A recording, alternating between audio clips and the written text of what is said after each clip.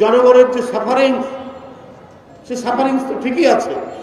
আলুর কেজি তো 70 থেকে 75 টাকা এখনো যদি থাকে, তাহলে মানুষের যে বিশ্বাস একটি গণতান্ত্রিকভাবে গণতন্ত্রের চেতনার প্রতি একটি সরকার, অন্তর্বর্তীকালীন সরকার, সেই সরকার মানুষের যে আস্থা, সে আস্থা তো কমতে থাকবে। আজকে ডিম, আজকে তেল, এইটা কয়েকটা কোম্পানি এখনো নিয়ন্ত্রণ করছে এর দাম। সেই কোম্পানিগুলোকে আপনারা ধরছেন না কেন? এই অলিগার্ক, এই সিন্ডিকেট বাসদেরকে আপনারা ধরছেন না কেন?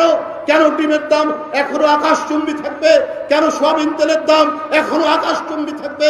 এই যে নিম্ন আয়ের মানুষ, এই যে কৃষক, অটোরিকশা চালক, এই যে সিএনজিওয়ালা, তারা তো এখনো আগে যেমন খেত এখনো তাই খাচ্ছে।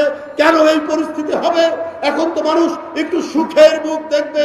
সেই সুখের মুখ এরা যদি না দেখে, এই গণতান্ত্রিক চেতনা, এই যে আত্মদান, এই যে রক্তপাত, এই যে অকাতরের জীবন দিয়ে দেওয়া, এইটা সম্পূর্ণ ব্যর্থ হবে। আর কয়েকটা আপনার সুখে থাকা উপদেষ্টা এসে বড় বড় কথা বলবে, আর তারা নিজের মতো করে যা ইচ্ছা তাই করবে। এইটা চলতে দেওয়া যেতে পারে না। বন্ধুরা আমার,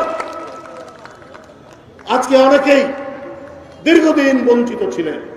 শুধু চাচা, মামা, খালু অথবা ছাত্র জীবনে বিরোধী দলের কোন ছাত্র রাজনীতি করেছেন বলে যারা ক্যাডার সার্ভিসে এএসপি ছিলেন, এএসপি থেকে গেছেন, তারা এই অন্তর্বর্তীকালীন সরকার, ডক্টর ইউনূস সাহেবের সরকারের সময় তারা হয়তো এখন প্রমোশন পেয়েছেন, একটি জায়গায় আছে।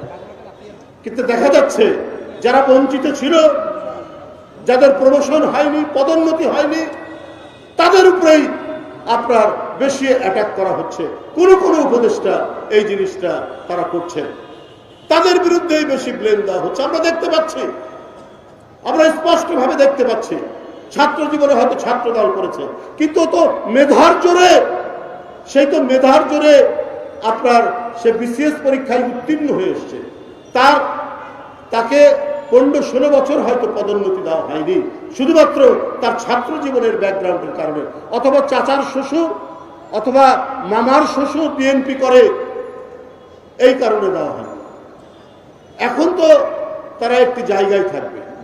এখনো দেখা যাচ্ছে চুপচাপ ঘাপটি মেরে থাকা, আন্দোলন সংগ্রামের কোন স্পিরিটের সাথে যাদের কোনো সম্পর্ক নাই, খালি শুনি তারা সুশীল সমাজের লোক, তারা হলো গুণীজন, তাই তাদেরকে উপদেষ্টা করা হয়েছে।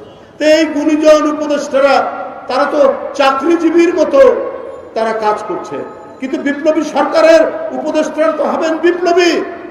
তাদের চেতনা থাকবে অত্যন্ত গতিশীল চেতনা। তা না করে বাংলাদেশে কি আর উপযুক্ত লোক নেই সরকার চালানোর জন্য, যে তাদেরকেই বাছাই করে নিয়ে এসে তারা এখন তাদের পছন্দ মতো কাজ করবে?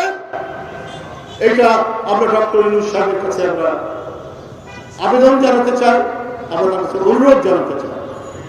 গণবিচ্ছিন্ন মানুষ কোনদিনই জনগণের উপকারে কাজে লাগে না। গণবিচ্ছিন্ন মানুষ কখনোই কল্যাণকামী এবং বিপ্লবী কোনো কাজ করতে পারে না।